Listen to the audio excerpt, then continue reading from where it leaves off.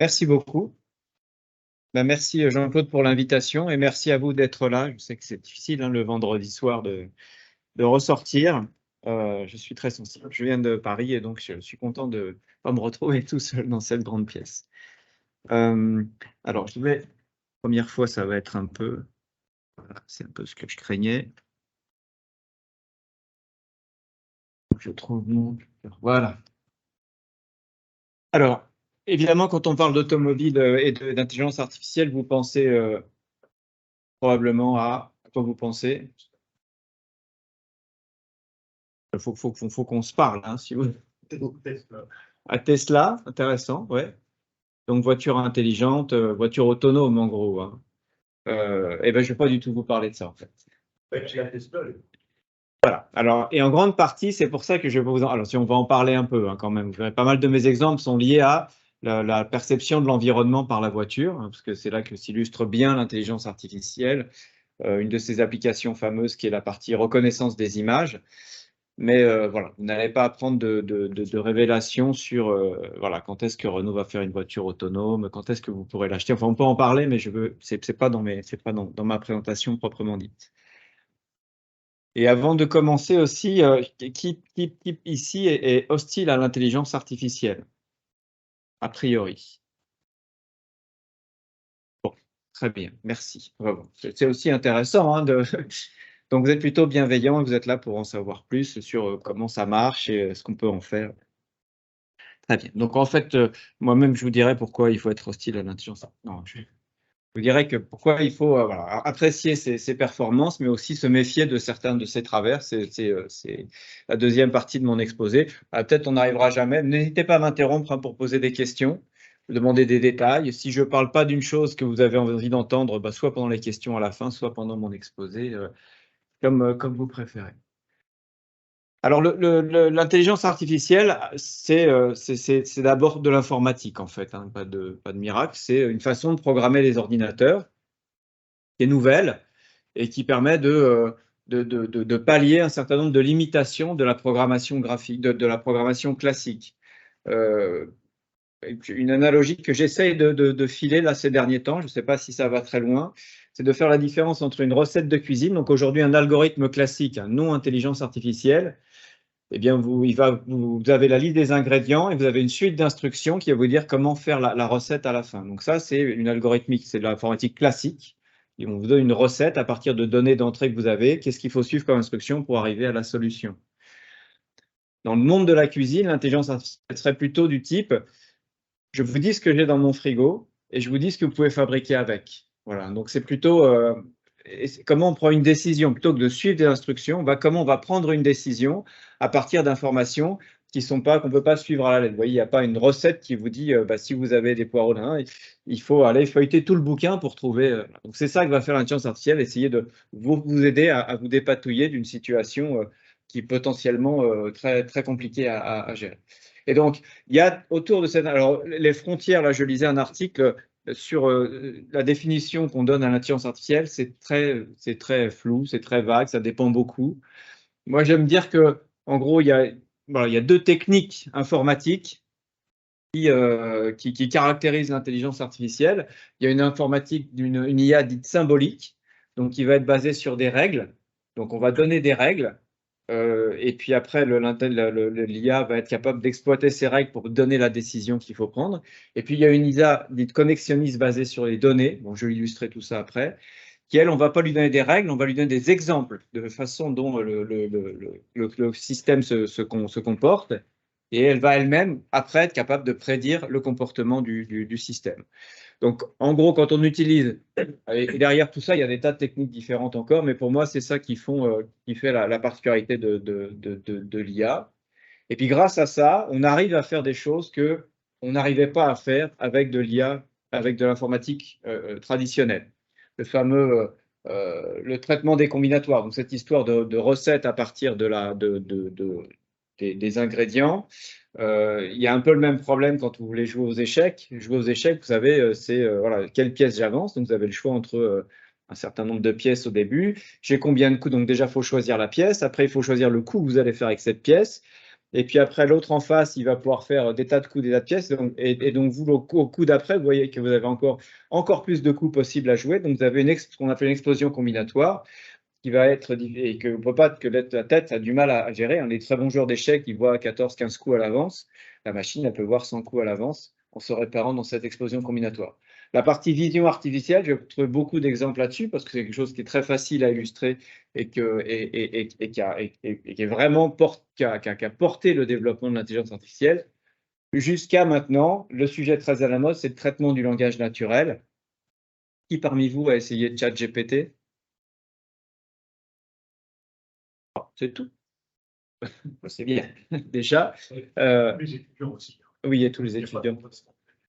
Voilà, donc bon, ChatGPT, ça a été la première technologie qui a atteint 100 millions d'utilisateurs en moins de 2 mois. Enfin, c'est complètement fou, quoi. C'est ce qui a été fait. Et donc là, vous voyez, ce ChatGPT, pour ceux qui ne connaissent pas, c'est un système où vous lui écrivez des choses et il vous génère du texte en flow et du texte qui est très bien écrit, pas de faute d'orthographe, ça se tient. Je ne dis pas toujours des choses vraies, mais c'est vraiment. Voilà, et ça, sans ces techniques d'intelligence artificielle, jamais on n'aurait pu faire ces générateurs de texte et on verra d'images aussi. Donc voilà, comme je vous dis, c'est vraiment un outil puissant pour régler un certain nombre de problèmes. On ne peut pas régler tous les. Voilà, il y a certains problèmes, on les règle très bien avec de l'informatique classique, et donc, mais d'autres, il faut. Bon, et puis voilà, on va passer vite là-dessus, hein, vous êtes tous grands. Vous savez très bien que l'IA, ce n'est pas un petit bonhomme qui habite dans votre ordinateur ou dans votre voiture ou dans votre smartphone et puis qui va vous dire de faire des trucs que vous n'avez pas envie de faire. Voilà. Donc les films de science-fiction sont remplis de ça parce que c'est ça qui fait que les films sont rigolos. Mais voilà, ce n'est pas une personnalité. Aussi, il y a une espèce de. On entretient ça hein, quand vous dites OK Google ou quand vous dites Alexa ou Siri, on parle à cette intelligence artificielle comme si c'était une personne hein, et on joue tous un peu dessus. Et du coup, on laisse traîner l'impression que y a un petit bonhomme quand même qui nous écoute dans nos appareils. Voilà, c'est du marketing, ça, mais il n'y a pas de petit bonhomme, hein, il y a juste une machine qui se comporte comme un petit bonhomme.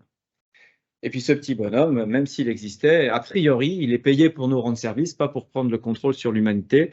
Donc, on pourra discuter si vous n'êtes pas d'accord avec ça, mais voilà, c'est des petits rappels que je préfère faire. Donc, cette IA symbolique dont je vous parlais, voilà, un exemple qui est historiquement, donc ça c'est quelque chose qui était très à la mode dans les années 80, ce qu'on appelait les systèmes experts. Et l'idée c'était de dire, les experts ils sont chers, les experts il vaut mieux qu'ils travaillent sur des sujets nouveaux plutôt que de leur refaire toujours dire des trucs qu'ils ont déjà fait. Un très bon exemple d'expert c'est le Dr House. Je ne sais pas si vous connaissez cette série hein, de ce docteur qui a, en gros, il a jamais oublié un truc qu'il a lu dans toutes les encyclopédies médicales. Et voilà. Donc le truc, c'est que dans la vraie vie, des docteurs, ils oublient des trucs, hein, même les très bons. Et donc on s'était dit, à chaque fois qu'un médecin il apprend quelque chose, il va écrire sa règle. Et puis après, on aura une machine, ce qu'on appelle un moteur d'inférence, qui va aller regarder toutes ces règles et voir lesquelles on peut déclencher. De cette façon-là, on va accumuler toutes les connaissances des experts et on aura toujours la meilleure décision. Bon, là, j'ai pris un exemple. Donc, voyons la nouveauté de cette IA symbolique par rapport à l'informatique classique, c'est qu'on sépare la base de connaissances. Donc, l'expert, il va écrire ses connaissances sans avoir à programmer quoi que ce soit. Et en revanche, il y a le moteur d'inférence qui, lui, va être capable de traiter ces règles-là, regarder les événements qui arrivent de l'extérieur et prendre des décisions. Bon, et là, j'ai pris un petit exemple automobile. Voilà. Alors, dans la voiture autonome, alors chez Renault, on a fait de la voiture autonome et c'est beaucoup de règles comme ça. Forcément, il faut rentrer le code de la route à un moment ou un autre dans la voiture. Et donc, le code de la route, ce sont des règles. Et donc, on va mettre ça. Certains ont essayé de ne pas faire comme ça. Certains ont essayé de dire, on va faire une voiture qui va regarder comment les gens conduisent et elle va faire pareil. Donc, souvent, il n'y a pas de règles. C'est la voiture qui apprend en regardant les autres comment conduire. Vous imaginez bien que ça, c'est limite. C'est très intéressant, mais ça, c'est limite. Voilà, donc ça, et puis le deuxième, là, l'informatique, voilà, l'IA qui est aujourd'hui plus à la mode, hein, c'est cette fameuse IA connexionniste, où là, on va pouvoir lui soumettre des problèmes de ce type-là. Est-ce que tu peux me dire si cette voiture, c'est une Renault ou c'est pas une Renault? Donc on lui montre une image, et POC, elle nous dit, c'est une Renault ou c'est pas une Renault. Alors autrefois, quand on n'avait que les bases de règles, on disait, s'il y a un losange devant, c'est une Renault, et puis s'il n'y a pas de losange, c'est pas une Renault. C'est bien, c'est efficace. Bon, déjà, il faut reconnaître un losange. Ça, c'est pas facile. Et puis après, il y a des fois où on ne voit pas le losange. La voiture est de profil, vous ne voyez pas le losange, et donc comment on fait? Donc pour ça, eh ben, on va montrer, c'est ce que je vais vous expliquer après, on va lui montrer des tas d'exemples, et puis il y a cette espèce de boîte noire là, qui aurait été basée sur de l'apprentissage. Eh bien, en voyant des tas de photos de voitures, elle sera capable de dire si ce qu'on lui montre, c'est une Renault ou c'est pas une Renault. Je travaille chez Renault, je ne sais pas si vous aviez. Et donc ça marche avec un réseau de neurones qui est donc bon, dont on va voir le comportement, et c'est un réseau, on va appeler ça un modèle qui est capable d'extraire d'une image une information sémantique. Donc vous voyez, on part d'une image qui a des millions de pixels et on arrive à un résultat qui est juste 1 ou 0. 1 si c'est un Renault et 0 si c'est pas une Renault. Donc on va réduire beaucoup l'information pour extraire une information sémantique d'une information qui est très très riche, hein. C'est 1 million de pixels, chaque pixel il a 3 couleurs, donc ça fait 3 millions de valeurs. Voilà. Mais toute la question, c'est comment on fait pour traiter 3 millions de valeurs et en tirer une décision de ce type-là. Alors pour ça, donc là on va rentrer un tout petit peu dans comment ça marche. Est-ce que quelqu'un connaît déjà comment ça marche un réseau de neurones à l'intérieur? Ouais, mais monsieur, vous m'avez l'air un petit peu biaisé. Comme ça, vous pourrez corriger ce que je dis ici. Alors, voilà, en fait, c'est assez simple. Et alors, ce qui est assez intéressant avec le réseau de neurones, c'est que quand moi, quand j'ai commencé de l'intelligence artificielle dans les années 90, on va dire, pour me rajeunir un petit peu, eh bien, ce qu'on fait là, c'était absolument interdit parce que c'était trop coûteux en calcul. Ce que je vais vous montrer là, aujourd'hui, ça se fait dans la milliseconde. À l'époque, donc il y a 30, 40 ans, il fallait des heures et des heures, voire des jours de calcul pour faire juste ce que je vais vous montrer là. Bon, je vous en montre une version simple. Donc, un réseau de neurones, c'est juste ça, c'est je prends des valeurs qui rentrent, je les multiplie par une valeur, je fais la somme, et puis en fonction de la somme, je prends ma décision. Donc ici, donc je prends mon image de voiture, là. Donc l'image de voiture, comme je l'ai dit, c'est un gros tableau en 1 million de valeurs. Donc je les fais rentrer dans ici. Chacun des pixels, donc là, j'ai pas mis 1 million de flèches, hein, parce que je suis un peu limité en temps, mais chacune des flèches a une valeur et va envoyer et va multiplier par un poids que là, j'ai mis 128, 53, 96. Hein, donc, c'est des poids qui sont au début qui sont complètement aléatoires. Donc, quand on fait ça c'est la valeur. Et les poids, c'est à côté, le W1, W, etc. Donc, on multiplie par ces poids les valeurs, on fait la somme du résultat. Ça fait par exemple 0,246. Bon, il y a une partie activation que je vais passer parce que ça complexifie juste un petit peu le débat. Et puis ici, bah voilà, si c'est plus petit, on va dire si c'est plus petit que 0,5, eh ben je dis que c'est pas une Renault. Et si c'est plus gros que 0,5, je vais dire que c'est une Renault. Donc vous allez me dire, il n'y a aucune chance que ça marche. Non, il n'y a aucune chance que ça marche. Et en effet, au début, ça ne marche pas. Là, vous voyez, on a mis une belle Renault à l'entrée. Et là, le calcul me dit 0,246, c'est petit, donc c'est pas une Renault. Donc, ça ne marche pas. Le réseau de neurones, il ne marche pas. Et c'est là qu'arrive l'apprentissage. Donc, on va dire au réseau de neurones, tu t'es trompé, il fallait trouver une Renault là. Ah bon, dit le réseau de neurones, donc je vais corriger mes poids. Et donc, à ce moment-là, je regarde de combien je me suis trompé. J'aurais dû trouver quelque chose qui est plus gros que 0,5. J'ai trouvé 0,2. Et donc, cette erreur de 0,25, je vais la rétropropager, je vais la remonter. Je vais dire à tous les poids au-dessus, là, vous auriez dû être plus gros. Toi, tu aurais dû être plus gros. Toc, donc je te grossis. Et tout le monde, je vais tous les grossir un petit peu. Voilà. Donc là, je change tous les poids. Et puis après, je vais réessayer avec une autre image. Et après, je vais réessayer avec une autre image. Les nouveaux poids que je vais mettre, ils ne vont pas encore marcher. Donc, on va encore corriger. Et puis, petit à petit, comme ça, à force de montrer des images et des images et des images, les poids vont arriver, vont finir par converger vers une valeur qui feront que ça marche. Il y a un côté magique là-dedans. Je ne vous le cache pas. Hein, comment se fait-il que petit à petit, on arrive à trouver? C'est ça, toute la beauté des mathématiques. Et puis, on verra que, bon, alors, si on met un réseau aussi simple que celui-là, évidemment, ça ne marchera pas. Hein, à chaque image, on va changer tous les poids, ça va changer tout le temps. Et donc, ça ne marchera jamais. Donc, c'est pour ça que faire juste une couche de neurones, ça ne marchera pas. On va en mettre plusieurs. Donc, c'est là qu'on voit arriver ce qu'on appelle les réseaux profonds, parce qu'on va augmenter le nombre de couches de neurones, on va aussi augmenter le nombre de neurones, et là, ça va nous faire des réseaux de plus en plus gros, et à partir de là, on va pouvoir commencer à trouver des poids qui vont faire converger sur les bonnes décisions. Vous m'avez suivi? À peu près? Comme ci, comme ça. En gros, au début, on fait n'importe quoi comme calcul, ça ne marche pas, et donc on va corriger les calculs, les poids. Et c'est ça, cette partie d'apprentissage, c'est corriger les poids qu'on va affecter à chaque pixel pour que ça finisse par donner la bonne décision. Oui. Et ce, pour chaque modèle de vidéo. Non, non. Donc justement, on va montrer 10 000 photos de Renault, 10 000 photos de pas Renault. Et puis, on va lui dire, essaye d'optimiser les poids pour que ça marche sur ces exemples-là. Et ce qui est très spectaculaire, c'est que ça puisse marcher pour les 10 000 exemples que j'ai donnés, ceux sur lesquels j'ai fait l'apprentissage, on peut comprendre, puisqu'on a vraiment tuné, réglé tous les poids pour que ça marche pour ces images-là, pour ces 20 000 images-là. Mais ce qui est formidable, c'est que le jour où vous montrez une nouvelle photo d'une voiture qu'il n'a jamais vue, eh ben, ça va marcher quand même. C'est ce qu'on appelle la généralisation. Et ça a un côté, en effet, assez magique. Alors, des fois, ça ne marche pas.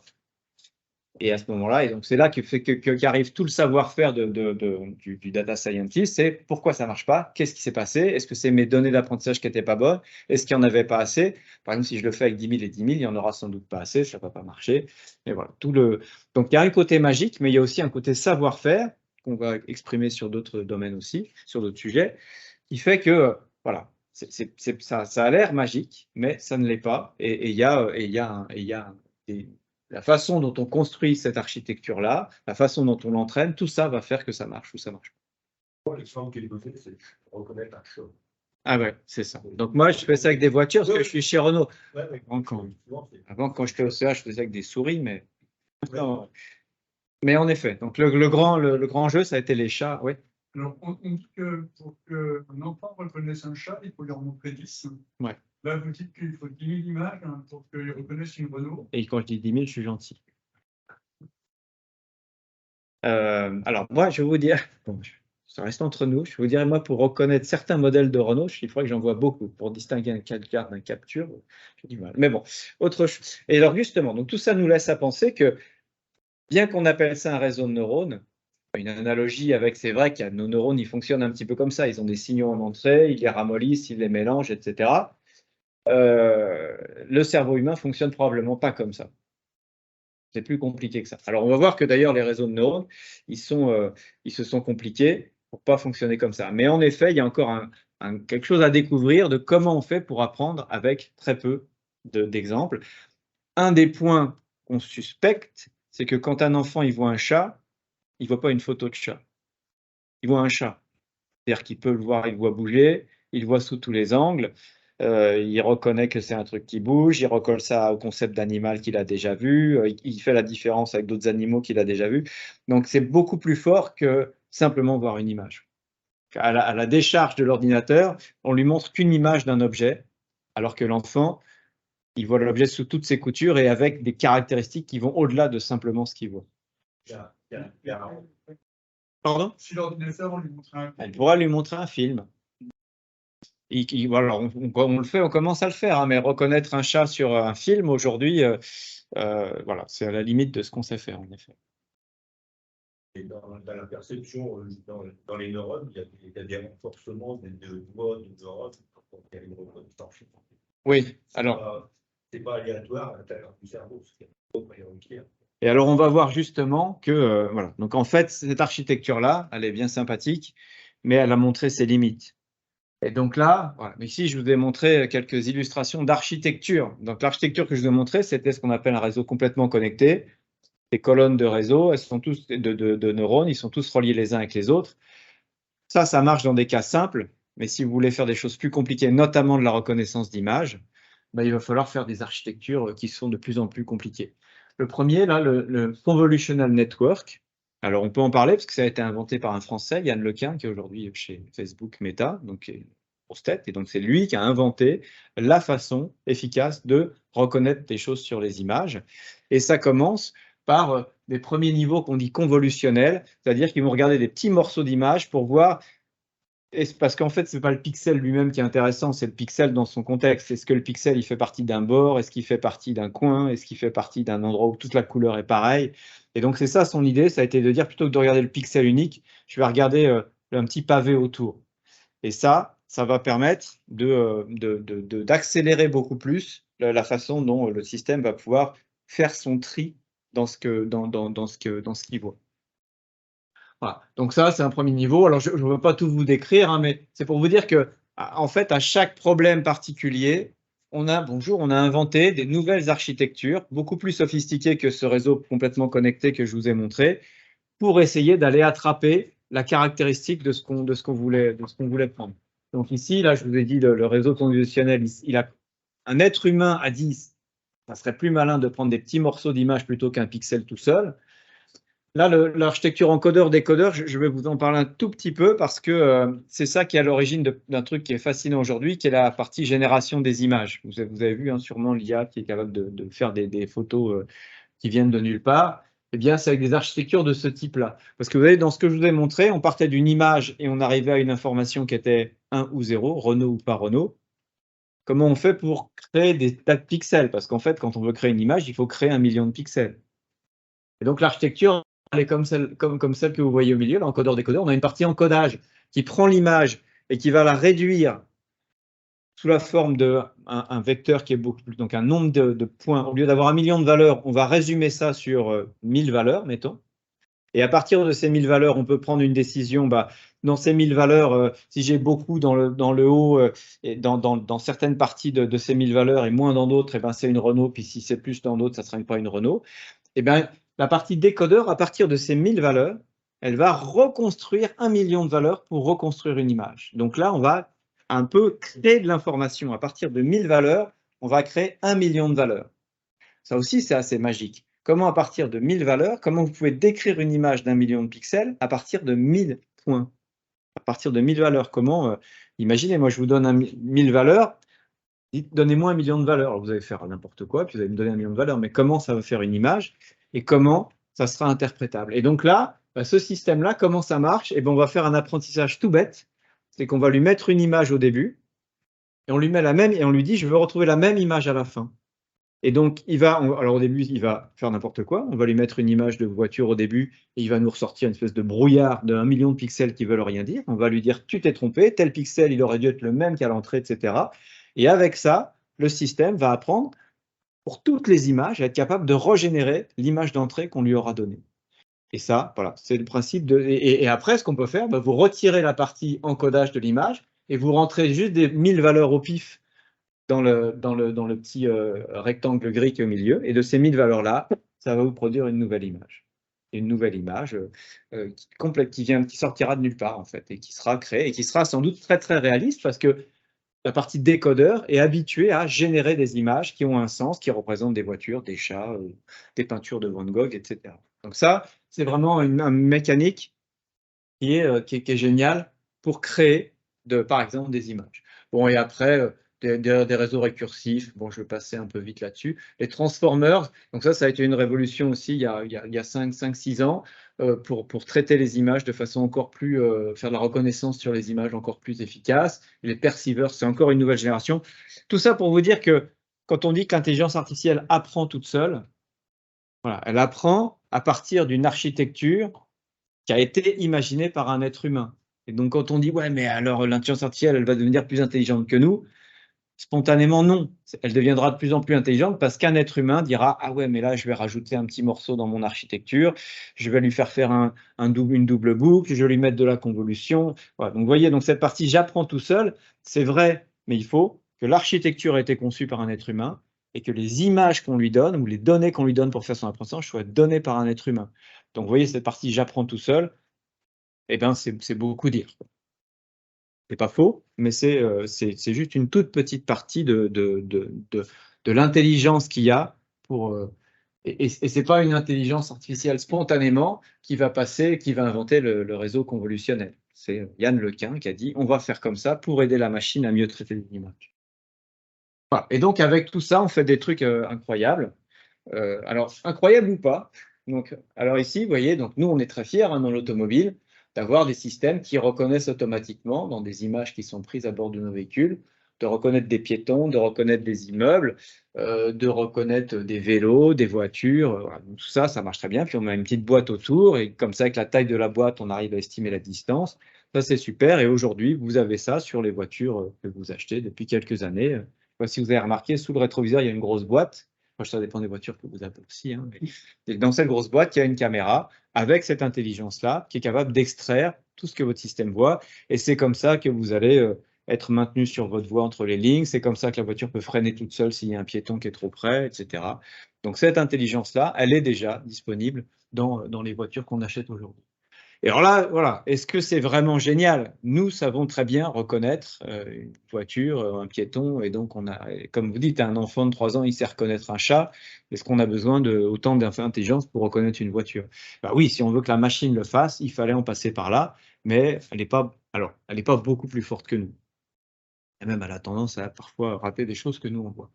En revanche, la question commence à se poser avec des applications médicales. Donc, vous reparlerez lors de la prochaine conférence.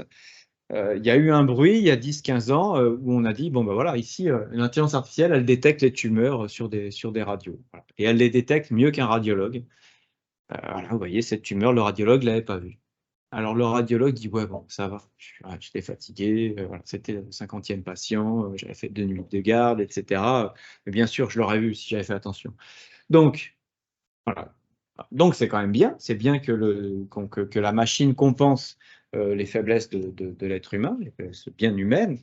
En revanche, encore une fois, si l'intelligence artificielle est capable de reconnaître une tumeur, c'est parce qu'il y a un médecin qui lui a dit ça, c'est une tumeur. Et puis voilà, donc donc là, on peut dire bon, elle commence à être un peu plus forte que l'être humain parce qu'elle voit des choses que l'être humain n'a pas vues. Alors, en l'occurrence, il l'aurait vu, mais il n'a pas fait attention. Et puis, il y a des exemples. Et oui, donc il y a 15 ans, les gens ont dit ça y est, les radiologues, ils sont morts. On n'a plus besoin de radiologues, c'est la machine qui va faire ça. 15 ans après, les radiologues sont toujours là, ils vivent bien. Et voilà. Donc, c'est bien l'illustration que il ne faut pas à la conclusion trop vite. Hein. Cet outil-là, c'est un outil de plus, de la même façon que quand il y a eu des IRM, on a vu beaucoup plus de choses que quand on faisait que des radios ou des scanners. C'est pas pour ça qu'on ne fait plus de radio, qu'on ne fait plus de scanners. Enfin, il faut tout pour faire un monde, et notamment des gens pour interpréter des clichés et enseigner à l'IA ce qu'il faut. Je vais avancer un poil, mais je pourrais vous en reparler. Voilà. Et d'autres, voilà. Donc ici, une application qui est incroyable, on revient à ce que je vous disais, hein, c'est que s'il y a des trous dans une image, l'IA est capable de boucher les trous. Donc, et ça, c'est comment on entraîne l'IA? On lui montre des images à trous et on lui montre l'image sans trou. Donc on a la vérité terra, on lui montre l'image avant de mettre du typex dessus, on lui montre l'image après avec le typex et on lui dit, voilà, ça c'est l'image avec typex, voilà ce que tu dois retrouver. On va lui montrer ça des millions de fois, et après, sur une image qu'elle n'aura jamais vue, même si on met du typex dessus, elle saura régénérer ce qui manque. Ça, moi je trouve ça magique, pour être tout à fait honnête. Et encore plus fort ici, ce que vous voyez, c'est la génération, à ce moment-là, intelligente. On a pris des images d'une scène de ville quand il fait beau, et on dit à l'IA comment ça serait s'il neigeait. Donc pour ça, on lui a montré des tas de paysages de neige, etc. Mais cette image-là, elle l'a jamais vue quand il neigeait. Et elle a généré l'image que vous voyez à droite. Alors non seulement elle a mis de la neige de façon assez réaliste, alors je ne sais pas si vous voyez très bien, mais si vous voyez d'encore plus près, vous verrez que les feuilles qu'il y avait sur les arbres, elle les a retirées. Donc, parce qu'elle a noté qu'à chaque fois qu'on lui montrait des images d'hiver, les arbres n'avaient pas de feuilles. Et donc elle a reconnu où étaient les arbres, elle a retiré les feuilles des arbres. Il paraît même, alors bon, qu'il y a des gens qui sont en short sur la photo de droite, qui sont en pantalon sur la photo, non, sur la photo de gauche, qui sont en pantalon sur la photo de droite. Je ne vois pas, mais je suis peut-être pas. Mais voilà, c'est pour vous montrer que vraiment, l'intelligence artificielle, on a l'impression qu'elle a bien compris ce que c'était que l'hiver. Et c'est là où c'est intéressant de dire bien compris, parce qu'on fait par exemple des scènes, alors je ne voulais pas montrer là, mais des scènes où on a la scène de jour et on lui demande, fais-nous une scène de. Alors pourquoi on fait ça, nous, chez Renault? Parce que quand on veut tester nos systèmes, il faut qu'on les teste dans toutes les conditions. Reconnaître un piéton, on veut le faire quand il fait beau, mais aussi quand il neige. Et parfois, alors on fait rouler nos voitures pendant des centaines de milliers de kilomètres, on récupère des images et on teste, mais il y a certaines scènes qu'on n'arrive pas à voir, parce qu'on n'est jamais passé à un moment où il y avait autant de neige à tel endroit, etc. Et donc, on a besoin de générer des images, comme ça, pour tester si nos algos marchaient le jour où ils tomberont dans cette situation. Et donc, un des trucs qui marque, sur lequel on a encore des petits soucis, on avait une image de jour, voilà, donc on voit une route, beau ciel bleu, etc. Et on lui dit, fais-nous la même, mais de nuit. Et donc, en effet, donc c'est tout noir, les phares des voitures sont allumés, Et puis, il y a des lampadaires, et on voit que toute une série de lampadaires qui sont allumés sont verts, alors que dans la vie, ils ne sont pas verts. Et parce que dans la nuit, ce qu'elle a remarqué, la voiture, l'intelligence artificielle, c'est qu'on voit les feux verts, on les voit beaucoup plus loin. Et donc, elle a dit, tiens, je vais mettre ça a l'air bien, parce que souvent sur les photos de nuit, je vois des tas de feux verts. Et donc, elle va générer ça, et ça n'a aucun sens. Et quand vous voyez ça, tu vois, pourquoi il y a des lumières vertes dans le ciel comme ça? Donc, c'est pour vous dire que on a l'impression qu'elle a compris, mais des fois, elle n'a pas bien compris. Et cette idée et c'est là qu'on voit que c'est une intelligence artificielle, c'est qu'elle n'a pas de sens commun, et pour elle, c'est pas plus bête d'avoir des lumières vertes dans le ciel que des lumières blanches, quoi. Il n'y a aucune raison. Et donc, voilà. Donc, ces limitations, c'est ça dont je vous parlerai après, parce que c'est ça, c'est une bonne partie du travail qui nous reste à faire sur l'intelligence artificielle. Alors, ici, on l'a vu, hein, pour entraîner cette intelligence artificielle, il faut beaucoup de données. Et les données, c'est difficile à collecter. Quand vous les collectez, c'est pas de bonne qualité. Alors ici, j'ai donné quelques exemples. Je crois que ça, c'est des données brutes, hein. Raw data, ça veut dire des données brutes, donc ce qui sort vraiment du capteur. Donc par exemple, là, c'est des données qu'on prenait sur les accéléromètres de nos voitures. Vous voyez, l'accéléromètre, c'est comme mesurer l'accélération longitudinale, comment on est secoué comme ça, comment on est secoué comme ça. Eh bien, ce capteur-là, il est bruité, c'est-à-dire que le signal, on aimerait bien que tous les signaux ils soient cohérents, ils soient propres, mais en fait, non, il y a des bruits, entre les parasites, les secousses qui ne sont pas filtrées, etc. Le signal, il est vraiment pas bon. Donc ça, si vous donnez ça à l'intelligence artificielle, elle va être complètement perdue. Elle va essayer d'interpréter tous les petits soubresauts alors qu'il y en a qui n'ont pas de sens. Après, il y a aussi des fois où il manque des valeurs, il y a des trous. Nous, on travaille là aujourd'hui sur l'interprétation des données de charge de nos véhicules. Et donc, c'est tout bête, hein, la charge d'un véhicule. On a la date au moment où on commence à charger le véhicule, la date où on arrête de charger le véhicule. Ce n'est pas très compliqué. Et puis, entre-temps, le courant qu'on a mis dans la batterie. Et ben, quand on collecte ces données-là, eh bien, on voit que parfois, la date de fin de charge est avant la date de début. Donc, on tombe sur des données comme ça. Pourquoi? Parce que je ne sais pas quoi, il y a eu un bug. Bref, donc c'est pour vous dire que ces données-là qu'on récupère, c'est un travail énorme, en fait, de collecter ces données et de les nettoyer pour qu'elles puissent être utilisées. Et là, encore, on a besoin de beaucoup de savoir-faire humain. Pas toujours très, très gratifiant, hein, parce qu'aller éplucher des données, les nettoyer, c'est pas toujours rigolo, mais c'est nécessaire. Et après, il faut annoter les données. Hein, comme je vous l'avais dit, quand je montrais une photo de Renault, il fallait que je dise à la fin, ça, tu aurais dû dire que c'était une Renault. Donc ça veut dire qu'au moment où je donne la photo, il faut aussi que je donne la solution. On donne ces exemples. C'est ce qu'on appelle l'IA supervisée. On lui dit ce qu'elle doit trouver pendant son apprentissage, et après, elle pourra le trouver toute seule. Et bien ça, donc ça veut dire qu'il y a des gens qui vont regarder des millions et des millions d'images, et ils vont dire, ça, c'est un piéton, ça, c'est un cycliste, ça, c'est le ciel, ça, c'est le trottoir, ça, c'est une ligne blanche. Et on va annoter ça, et c'est un travail, encore une fois, de romain, de je ne sais pas quoi. Enfin, c'est vraiment un sale boulot. Alors, une bonne partie alors, pendant longtemps, on a fait faire ça dans des pays à faible coût de main-d'œuvre, comme on dit gentiment. Mais on essaye de faire que ça puisse s'automatiser de plus en plus. Et il y a des tas de techniques pour simplifier ces phases d'annotation.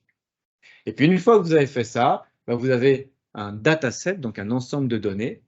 Et puis, vous en avez 100%, donc mettons 1 million de données. Ce qu'on va faire, c'est qu'on va utiliser 80% de ces données annotées pour faire l'apprentissage, c'est-à-dire regarde cette image, voilà ce que tu devais trouver, et puis corrige si tu trouves la même chose. Donc, et une fois que ça marche bien, eh ben, on va faire le test automatique avec les 20% qui nous restent. On connaît la solution, mais cette fois, on ne va pas la donner à la machine. On va dire, tiens, voilà une nouvelle image que tu n'as jamais vue. Moi, je sais que tu devrais voir Renault. Et on voit si l'IA marche bien aussi sur les images qu'elle n'a jamais vues avant. Et c'est ce qu'on appelle le testing. Et une fois que ça marche bien, aussi bien sur le testing que sur la partie qui a été utilisée pour l'apprentissage, on dit à notre IA, c'est bon, tu es prête à aller dans la vraie vie pour commencer à travailler sur des nouvelles données et à être mis en production. Donc tout ça, c'est vraiment un travail qui est très très long, surtout comme je vous l'ai dit, hein, cette partie données. Ça fait que cette IA qui a l'air magique, c'est quand même quelque chose qui coûte très cher à développer et à faire tourner. Donc je vous ai parlé des efforts pour collecter les données, des efforts humains. Alors, et pourquoi d'ailleurs Google est si fort et pourquoi aujourd'hui c'est les GAFAM qui sont les plus forts en intelligence artificielle? C'est parce qu'ils sont à l'endroit où ils peuvent collecter de la donnée. À chaque fois que vous écrivez un truc dans Google, hop, ça enrichit leur base de données. Vous savez que vous voyez ce que c'est les CAPTCHA là, quand on vous demande votre mot de passe et on vous dit où est-ce qu'il y a des feux rouges? bah, quand vous faites ça, vous annotez gratuitement pour Google des images. Donc, en fait, une première fois, il vous le fait faire pour vérifier. Puis si vous êtes assez bon, il dit ah, je suis pas bien sûr, est-ce que vous pouvez me le refaire? Donc, comme il a confiance en vous, il peut vous demander d'annoter des photos. Voilà, donc ça. Et puis le dernier point, c'est l'énergie. Comme je vous l'ai dit, tous ces calculs qui sont là, c'est le nombre de neurones. Sur mon premier dessin, il y en avait 5. Sur mon deuxième, il y en a. Aujourd'hui, sur un truc comme ChatGPT, je crois qu'il y a 300 milliards de neurones. Donc, il y a 300 milliards de poids à entraîner.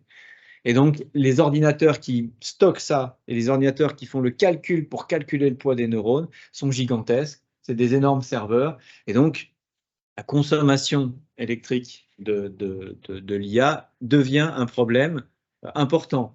Et un industriel, quand il se lance dans le développement de l'IA, il commence maintenant aussi à se poser la question, combien ça va me coûter en temps de développement, combien ça va me coûter en CO2, en électricité, non seulement pour faire l'apprentissage, mais aussi après, quand tous les jours ça devra tourner, et combien ça va consommer? Est-ce que le jeu en vaut vraiment la chandelle? Est-ce que je ne devrais mieux pas mettre un gars qui est devant et qui prend ses décisions à la main? C'est vraiment des questions qui se posent aujourd'hui de façon industrielle. Voilà. Bon, puis ici, c'est un tout petit peu en marge. Je rappelais des ordres de grandeur sur l'empreinte du numérique. J'ai assisté à une formation là-dessus. Et parce qu'on dit toujours, ouais, les serveurs, ils sont méchants, les serveurs de Google, vraiment, Google et Amazon avec leurs serveurs, c'est épouvantable. Mais quand vous regardez la consommation de CO2 pour fabriquer des serveurs, bah, c'est le petit truc gris là, à 8% que vous voyez. En revanche, tout ce que vous voyez en bleu là, 76%, c'est les équipements, c'est-à-dire les PC, les tablettes, nos téléphones. Donc nous, clients, on est quand même consommateurs, on est aussi quand même à l'origine d'une bonne partie du CO2 qui est généré pour le numérique. Donc il faut, voilà, ils ne seront pas tout blancs, mais nous, on a aussi notre part de responsabilité sur.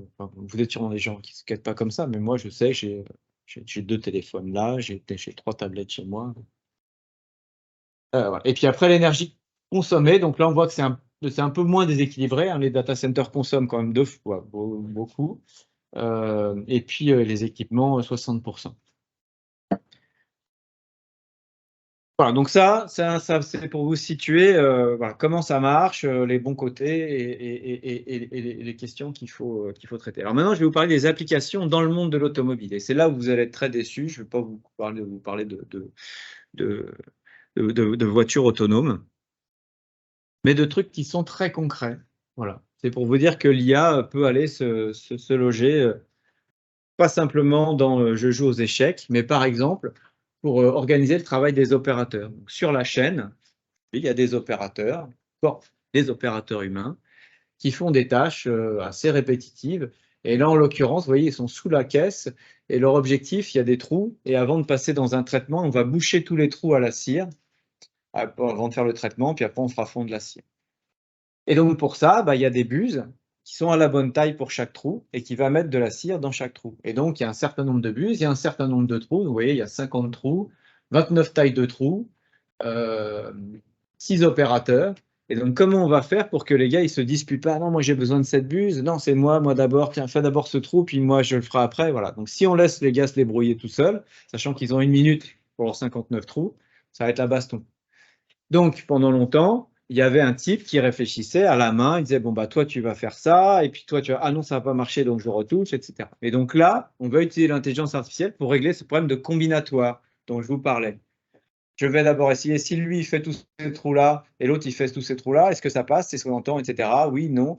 Voilà. Donc ça, c'est un vrai problème de réglage de combinatoire. Et un des objectifs qu'on nous a demandé, c'est réduire le nombre d'opérateurs, bien sûr, parce que le patron, ce qu'il veut, c'est avoir toujours moins de gens à payer. Mieux répartir la tâche entre eux, qu'ils n'aient pas plus de 10 bus, pas plus de 15 trous, etc. Et minimiser leurs déplacements. Évidemment qu'il ne faut pas qu'un opérateur il fasse un trou à l'avant, un trou à l'arrière. Ce que je n'ai pas dit, mais vous avez peut-être lu, c'est que la voiture, pendant ce temps-là, elle avance aussi. Donc, il faut aussi prendre en compte le fait que dans le déplacement des opérateurs, ils doivent suivre la voiture. Alors, pourquoi je vous cite cet exemple-là? C'est parce qu'il a été réglé d'une façon assez rigolote, qui est avec ce qu'on appelle des algorithmes génétiques. Les algorithmes génétiques, encore une fois, c'est un truc qui est inspiré vaguement de la biologie, de l'évolution, qui dit il n'y a que les meilleures solutions trouvées par la nature qui vont survivre. Et donc là, le principe des algos génétiques, c'est j'essaye une solution. En fait, je vais essayer une dizaine de solutions. Et puis, dans ces 10 solutions, je vais prendre les 5 meilleures. Les 5 autres, je les casse. Et puis, les 10 meilleures, les 5 meilleures, je vais les mélanger entre elles. Je vais les croiser, je vais les marier, en fait. Et puis, ça va me redonner 10 solutions. Et dans ces 10 solutions, je vais reprendre les 5 meilleures, je vais marier les 5 meilleures entre eux. Et petit à petit, comme ça, on va converger vers des solutions qui seront optimales. Ça a aussi un côté un peu magique, très inspiré de la biologie. Donc ça, pour moi, c'est ça qui ressemble le plus à un fonctionnement naturel. Et puis on recommence. Voilà. Donc ça, c'est quelque chose qui a été aussi très à la mode dans les années 80. Moi, je montre beaucoup cet exemple-là. Puis mon spécialiste m'a dit, ouais, bon, c'est vrai que ça marche, mais on a trouvé des méthodes plus brutales qui marchent encore mieux, certes. Mais c'est pour vous dire que dans l'intelligence artificielle, il y a des tas de choses. Voilà, donc, et notamment ces algorithmes génétiques qui sont une solution. Et il y a des cas où c'est la meilleure solution. Donc, je voulais partager ça avec vous. Et pour info, voilà, le système a trouvé un moyen de faire, avec 4 opérateurs, de tenir dans 1 minute les 60 trous à 4 opérateurs. Et donc, il y avait chacun avait plein de trous à faire. On faisait ici le tableau. Et voilà. Mais le responsable de l'atelier, pour vous dire, ce message-là, pour vous dire, à la fin, c'est pas l'IA qui décide, c'est l'homme. Et là, le chef d'atelier a dit, ouais, c'est sûr que ça passe, mais les gars, ils vont être complètement à cran, quoi. Ils vont être... Et donc, refais-moi un calcul avec 5 opérateurs. Et à ce moment-là, c'est ça qui a été implémenté. Donc, à ce moment-là, tous les temps sont un peu moins contraints. Mais voilà, c'est pas parce que la machine a dit on peut le faire avec 4 opérateurs qu'on a décidé de le faire avec 4 opérateurs. On a dit le dernier mot, c'est l'être humain. Et avec ça, voilà, on a le trajet de chacun des opérateurs. Un autre cas, alors ça, c'est des images qui sont très spectaculaires, hein, les crashs. J'imagine que pendant un moment, on voyait beaucoup ça à la télé, hein, des ralentis de voitures qui s'écrasent contre les murs pour tester, voilà, on appelle le crash test, hein, vérifier comment les passagers et le conducteur caissent, si je puis dire, des chocs. Donc ça, c'est des chocs qui sont parfaitement standardisés. Hein. La voiture, il faut qu'elle aille exactement à telle vitesse. Il y a un bloc de béton qui fait exactement cette taille-là, exactement ce poids-là. Le choc va être exactement à un endroit bien précis. Et on dit, voilà, pour qualifier votre voiture, pour avoir des bons points à l'Euro NCAP, là, qui est la notation officielle pour évaluer la qualité d'une voiture, eh ben, il faut que les jambes ne soient pas touchées, que l'habitacle ne s'enfonce pas de plus de temps, etc. Et pour faire ça, aujourd'hui, on a des modèles physiques. Donc, un modèle physique, c'est quand vous avez une barre, que vous tirez de telle façon sur le bout de la barre, et ben, elle va se déformer comme ça, parce que c'est les lois de la mécanique. Donc, on va implémenter toutes les lois de la mécanique sur toutes les pièces. Et puis, avec ça, on a des équations mathématiques qui décrivent comment une pièce se déforme quand on appuie dessus. Et quand vous faites ça, c'est des calculs qui sont colossaux, qui sont énormes. Alors, ils sont exacts, on sait exactement expliquer pourquoi telle pièce se déforme, parce qu'il y a tel effort dessus, et puis que la résistance des matériaux nous dit que quand on appuie comme ça. Mais c'est très, très long, et ça fait que quand il faut faire des tas d'expériences pour chercher à optimiser l'épaisseur d'un longeron, la longueur d'une tôle, eh bien, on perd beaucoup de temps à faire. Et en général, le temps qu'on ait fait toutes les simulations, le design a une autre idée. Et donc, quand on dit ça y est, on a trouvé le bon truc, ah ouais, non, en fait, c'est plus tout ça qu'on veut faire. Donc, il fallait trouver des moyens pour gagner du temps. Et puis, voilà. Et donc là, on a utilisé une intelligence artificielle qui, elle, va regarder ce que donne un modèle physique. Et dire, ah ouais, donc c'est comme ça que ça se déforme. Très bien. OK. Et ben moi, je refais pareil. Donc, on va montrer en apprentissage, on va lui dire, voilà la mécanique. Et voilà comment elle est déformée à la fin. Et puis, trouve-moi un réseau de neurones qui fait le lien entre les deux. Et donc, on va entraîner notre intelligence artificielle avec ça, et elle va être capable de dire, sans aucune équation mathématique, sans rien connaître de la résistance des matériaux, de dire, si tu me donnes ça, moi je te dis, ça va être déformé comme ça à la fin. Et elle apprend, et elle fait ça beaucoup plus vite qu'un modèle physique. Et donc, on arrive de cette façon-là à remplacer le modèle physique par un modèle un peu statistique, un peu basé sur l'intelligence artificielle, mais qui ne comprend rien du tout.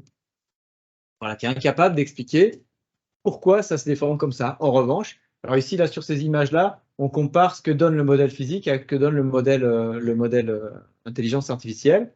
Et vous voyez, donc, vous voyez, là, en haut, là, c'est la diagonale qui dit que entre les valeurs que donne l'IA et les valeurs que donne le modèle physique, bon, c'est une diagonale, donc c'est à peu près bon.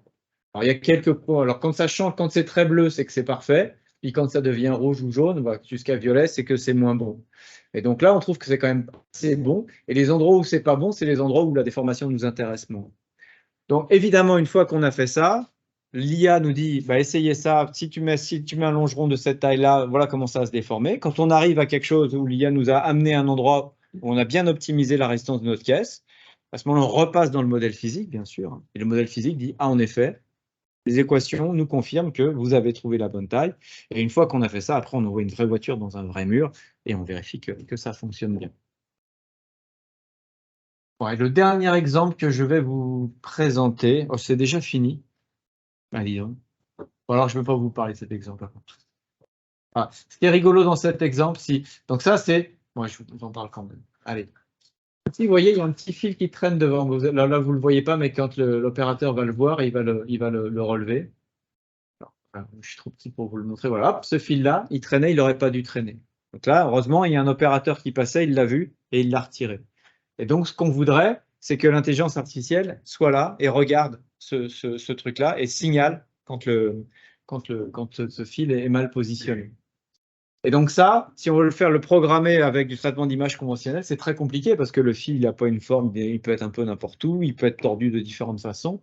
Et donc ça, on ne savait pas le faire avec des outils de traitement d'image classiques. Et alors là, ma vidéo est un peu longue, je vais vous la... Bon, là, ce qu'on a... Alors, non, je vais quand même vous la commenter. Plus elle ne démarre pas, ça va pas. Donc là, ce qu'on a fait, c'est un système de portable. Donc c'est une valise où l'opérateur, il va arriver près de l'endroit où il faut surveiller quelque chose. Il va poser la valise, il va remettre la caméra pour qu'elle voit l'objet qu'il faut surveiller, et c'est lui-même qui va dire à l'intelligence artificielle, tiens, regarde, ce truc, quand tu regardes à cet endroit-là, il faut vérifier qu'il n'y ait pas, par exemple, de fil qui pendouille. Donc regarde là, et il lui signale, là, c'est une image où c'est bien, le fil pendouillait pas. Et là, c'est une image où il y avait un fil qui pendouille, donc là, il faudra me le signaler. Donc c'est l'opérateur lui-même, celui qui faisait ça avant à la main, qui va programmer l'intelligence artificielle. Donc il va vraiment se servir comme, voilà, tiens, voilà ce que je faisais d'habitude, je te montre comment je fais, et maintenant, toi, l'IA, tu te débrouilles. Et donc, vous voyez ici, on a simplifié au maximum pour que c'est plus un informaticien, c'est vraiment le type qui faisait ce boulot-là sur la chaîne, qui programme lui-même son système.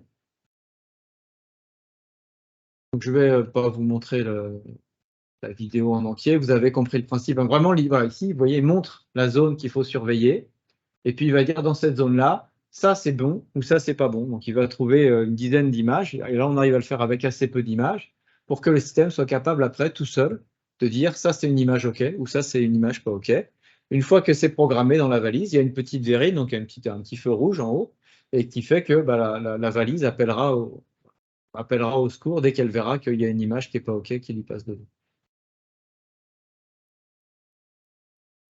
Bon, vous voyez, donc beaucoup d'efforts pour que cette techno soit acceptée par l'opérateur. Et on a un autre exemple où on a vraiment intégré l'opérateur dans l'installation de l'IA, parce que sinon, il y a le risque que cette machine va me prendre mon boulot, je ne sais pas comment ça marche, je ne peux pas lui faire confiance, je suis toujours obligé de la surveiller.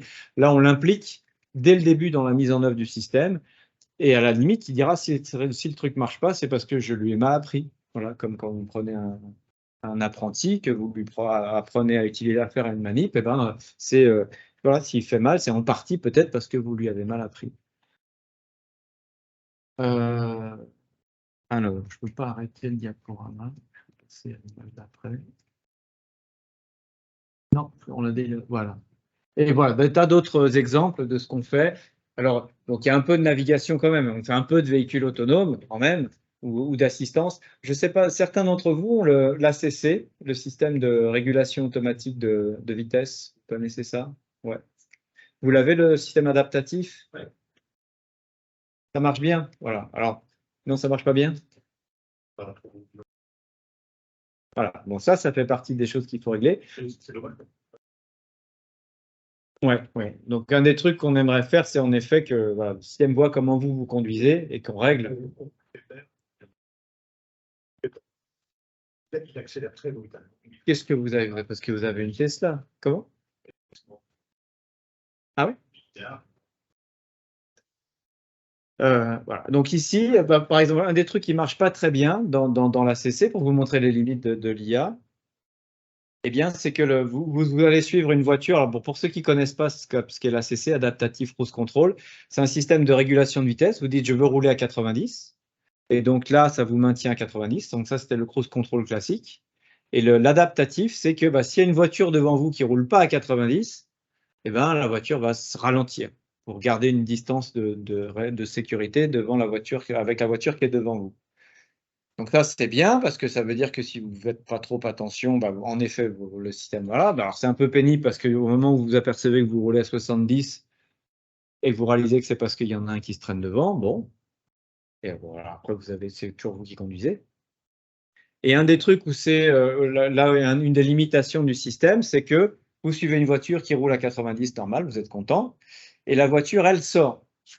Elle sort parce qu'il y a une station d'essence, parce que c'est là qu'elle arrive chez elle, et donc elle va, elle, forcément ralentir, freiner pour sortir. Mais votre voiture à vous continue à le prendre comme cible, et donc elle va mettre sa vitesse sur elle alors que l'autre est en train de partir, et donc vous laissez le champ libre. Vous l'avez remarqué ça? Non, ça ne le fait plus? C'est peut-être une version plus récente que la mienne. La mienne, elle a 3 ans et elle fonctionne comme ça. Vous n'avez pas une Renault, c'est pour ça.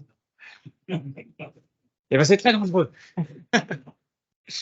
Voilà, donc moi, c'est son comportement, c'est parce qu'on n'a pas interprété le fait que la voiture qui est devant, elle va quitter la route, hein, donc elle reste, et donc il faut que la voiture ait complètement disparu de la caméra pour que ma voiture se remette à rouler à 90. Donc là, on voit qu'il faut commencer à interpréter le comportement des autres usagers pour que l'intelligence artificielle puisse prendre les bonnes décisions. Voilà, je vais...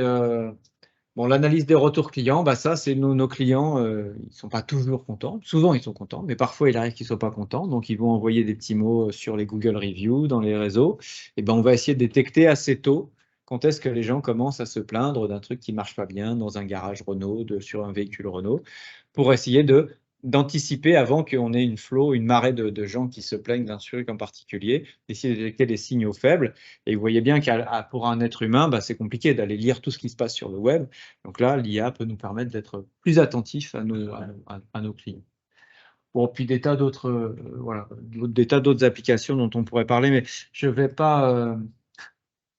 voilà. Et donc là, je vais aborder la deuxième partie de mon exposé sur l'IA marche pas toujours bien et comment on fait pour régler ça. Alors, je vais au moins finir là-dessus, sur les faiblesses de cette IA. Donc, j'en ai parlé d'une, c'est que l'IA ne comprend pas, parfois ce qu'on appelle des hallucinations. Elle imagine des petites lumières vertes dans le ciel alors que ça n'existe pas. Et puis ça, c'est des trucs assez classiques. L'inconnu inconnu. Alors, l'inconnu inconnu, je vous ai expliqué tout à l'heure que quand on avait appris sur nos 100 000 images, ça marche très bien sur les 100 000 images apprises, et en revanche, ça va aussi marcher sur des images qu'elle n'a jamais vues. Et quand ça marche sur une image qu'elle n'a jamais vue, on appelle ça de l'inconnu connu, parce que ça se ressemble à ce qu'on a vu. Donc c'est en effet une image qu'on n'a jamais vue, qui est inconnue, mais qui visiblement ressemble à quoi j'ai appris avec quoi j'ai entraîné mon système. En revanche, parfois, il arrive des images qui ressemblent à rien de ce que j'ai vu dans mon système. Et c'est ça qu'on appelle l'inconnu inconnu. Et il y a un accident de Tesla qui est fameux, là, que vous voyez là, ou la Tesla qui marche très bien. Monsieur disait, ce qu'il y a de mieux, c'est Tesla. C'est pas complètement faux. Tesla, il y avait un camion couché en travers de la route. La voiture est passée en travers, mais sans jamais essayer de freiner. Pourquoi? Parce que dans sa base d'apprentissage, elle n'avait jamais vu ça. Elle n'avait jamais vu le dos d'un camion en travers de la route. Et donc, quand elle a vu ça, elle a essayé de voir à quoi ça ressemblait dans tout ce qu'elle a vu pendant l'apprentissage. Et sans doute, ça ressemblait à peut-être un ciel un peu laiteux au bout de la route, ou alors un panneau publicitaire. Mais en tout cas, elle n'a jamais identifié ça comme un camion, parce qu'elle n'avait jamais vu de camion sous cet angle-là. Et donc, elle a dit, c'est pas un obstacle, je passe au travers. Il y a un peu le même problème avec l'obsolescence des données. J'ai appris mon système, j'ai entraîné mon système à un moment donné, le monde évolue. Voilà, il y aura peut-être, au début, quand les trottinettes sont arrivées, nos caméras, elles n'avaient jamais vu de trottinette. Quand on a commencé à voir des gens masqués, notre caméra, elle n'avait pas vu autant de gens masqués dans les rues. Et le jour où il y aura des motos à une roue qui arriveront comme ça, il faut que notre IA soit capable de dire, oh là là, mais ça, je n'ai jamais vu. Donc, il faut refaire mon apprentissage. Et je vais finir par deux autres, par le panneau stop là-haut. Le panneau stop, c'est un...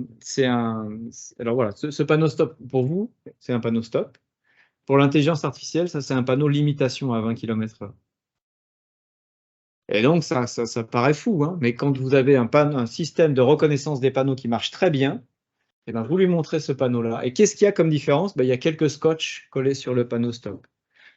Et en fait, ces scotch-là, ils ne sont pas collés n'importe où. C'est une autre intelligence artificielle qui a essayé plein d'endroits pour mettre des scotch et qui a dit, bah tiens, si tu les mets là et là, ça va le faire changer d'avis. Et donc, les farceurs qui ont inventé ça, ils ont dit, voilà, ben, voilà. Mon autre IA, on appelle une attaque adverse, a dit, bah tiens, si je modifie quelques pixels ou quelques points sur, eh ben, ça va faire changer complètement d'avis. Et donc ça, évidemment, c'est très inquiétant. Le gars qui fait des voitures autonomes, là, mon responsable safety, sécurité, quand je lui montre ça, il me dit, bah, t'es pas prêt de mettre ton IA dans ma voiture, toi. Voilà. Et donc, il faut que je lui dise, bah, j'ai des contre-mesures pour aller contre ça. Et le dernier exemple, c'est le biais pour vous illustrer que la voiture comprend. Là, déjà, ça veut dire aussi que la voiture comprend pas. Là, l'IA, pardon, ne comprend pas ce que c'est qu'un panneau, parce qu'elle s'est arrêtée sur des détails qui n'étaient pas pertinents. Et le biais, ça, c'est un très grand classique aussi. Vous ne pouvez pas partir d'une conférence sur l'IA sans qu'on vous parle du biais dans les données. Là, c'est une manip qu'on a fait pour de vrai. On essayait de faire en sorte que la voiture estime s'il y a beaucoup de monde dans la voiture, beaucoup de bagages, si la voiture est très chargée ou pas. Il n'y a pas de capteur pour ça. Et donc, on essaye de créer un capteur virtuel qui devine, en regardant le comportement de la voiture en général, si elle est chargée ou pas. Donc, on va observer tous les signaux qui sont qui traversent qui sont sur le CAN, donc un bus qui est sur le bus, donc tous les échanges qu'il y a en fait entre les calculateurs de la voiture. On va regarder toutes les valeurs qui traînent là. On va dire, est-ce que là-dedans, on ne peut pas avoir des signaux qui nous indiquent si la voiture est chargée ou pas. Et donc, pour faire ça, on va faire de l'apprentissage. On va charger la voiture, on va regarder les signaux et on va dire, bah tiens, quand il y avait ces signaux-là, la voiture était chargée. Quand il y avait ces signaux-là, elle n'était pas chargée. Puis petit à petit, la machine va faire une corrélation entre les signaux qu'elle voit et le fait que la voiture soit chargée ou pas. Donc on a fait cet apprentissage. Et vous voyez sur les données que je vous montrais, là, les 80% qu'on a utilisés sur l'apprentissage, ça marchait bien. Sur les 20% qu'on s'était gardé pour vérifier, ça marchait très bien. Donc on a dit banco, je mets ça dans la rue. Et un gars est parti avec sa voiture dans la rue. Le gars, il était chargé comme une mule le matin, il part en vacances et le système lui dit, ta voiture est vide. Allons bon, ça marchait très bien avant. Et puis le soir, il décharge, il arrive en vacances, il force sous ses valises, toute sa famille s'en va, il va refaire le plein de sa voiture qui est vide, et la voiture dit attention, parce que là, tu es bien chargé. Alors, qu'est-ce qui se passe?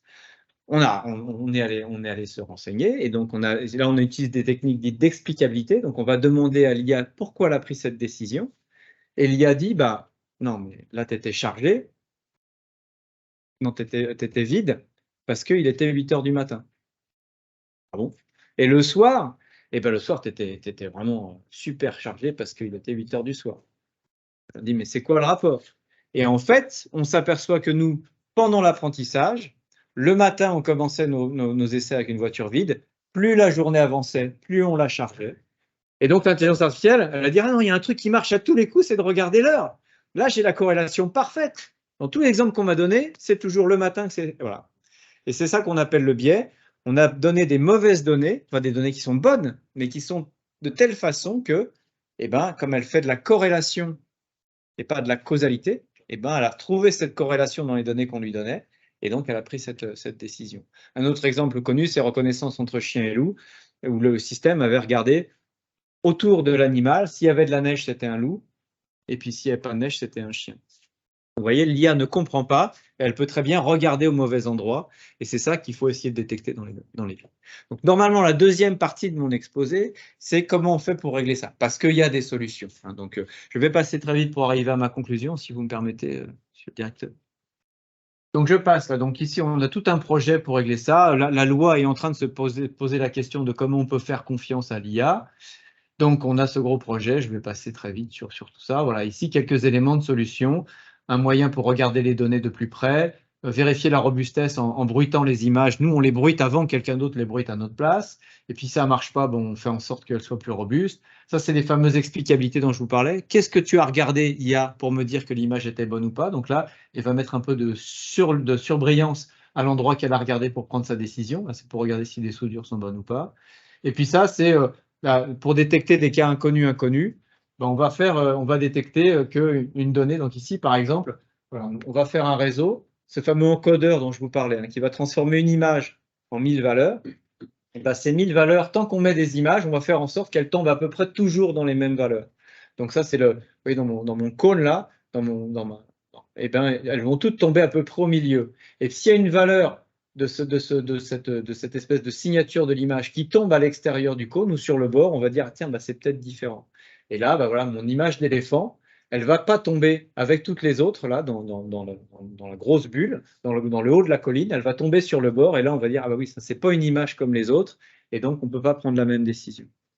Voilà, donc, tout ça pour vous dire qu'il y a des tas de solutions possibles pour ça. Après, il faut voir, est-ce que l'ingénieur de sécurité il sera convaincu par ça. À la fin, tout ce qu'il voudra quand même, c'est dire, bon, maintenant, on va rouler 1 million de kilomètres et on va voir si ça marche. Nous, ce qu'on espérerait, c'est qu'au lieu qu'il roule 1 million de kilomètres, comme on l'aura convaincu avant sur table, il en fera que 500 000 ou 100 000. Voilà. Et ma conclusion, c'était ça. Donc, c'est un outil qui est vraiment super, mais il faut apprendre à le maîtriser. Il y a une analogie que prend Yann Lequin, là, dont je vous parlais tout à l'heure, qui est que entre le moment où on a commencé à faire la machine à vapeur et le moment où on a compris les principes thermodynamiques qui faisaient marcher la machine à vapeur, il y a eu 100 ans. Donc, en gros, entre le moment où on a réussi à faire un truc et le moment où on a compris comment ça marchait vraiment, il est passé un certain temps. L'IA, on en est là. Donc, on arrive à faire marcher les trucs, mais des fois, c'est un petit côté magique, on n'est pas vraiment capable d'expliquer pourquoi ça marche, ou surtout pourquoi ça ne marche pas. Voilà. Donc, on est dans cette phase-là. On ne va pas mettre 100 ans. Vous voyez, on progresse déjà très vite. Voilà. Et donc, donc la science, la technologie, c'est ce que je vais vous montrer vite fait. Il y a des moyens pour quand même vérifier pourquoi les choses ne marchent pas bien, comment on peut garantir un peu le bon fonctionnement. En revanche, voilà, ça reste un outil. Et même si l'outil marche très bien, c'est difficile de demander à l'outil de garantir ce que les gens vont faire avec. Un marteau, c'est super, mais il n'y a rien dans le marteau qui vous empêche de tuer quelqu'un à coup de marteau sur la tête. L'IA, c'est pareil. On peut très bien faire une IA qui va faire exactement ce qu'on attend d'elle.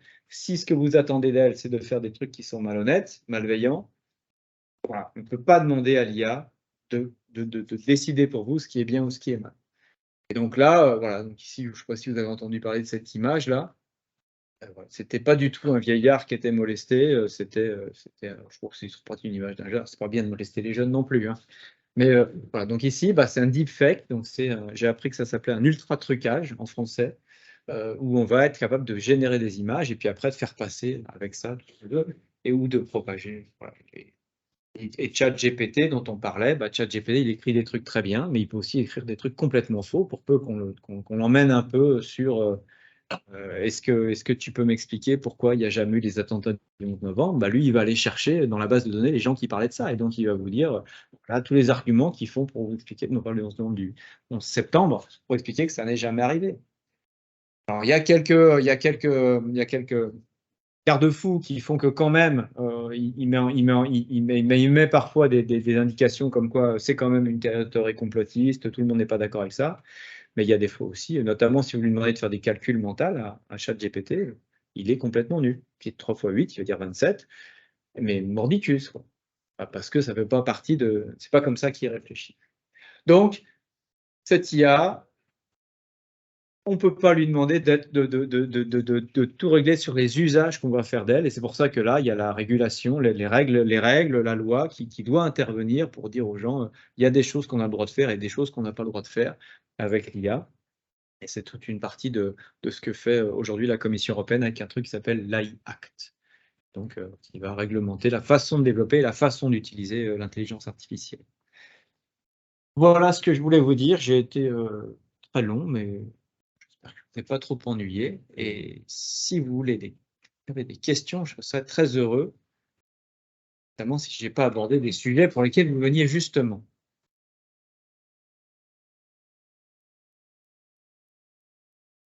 Oui. Donc, à un certain moment, c'est-à-dire qu'il n'y a pas que les réseaux.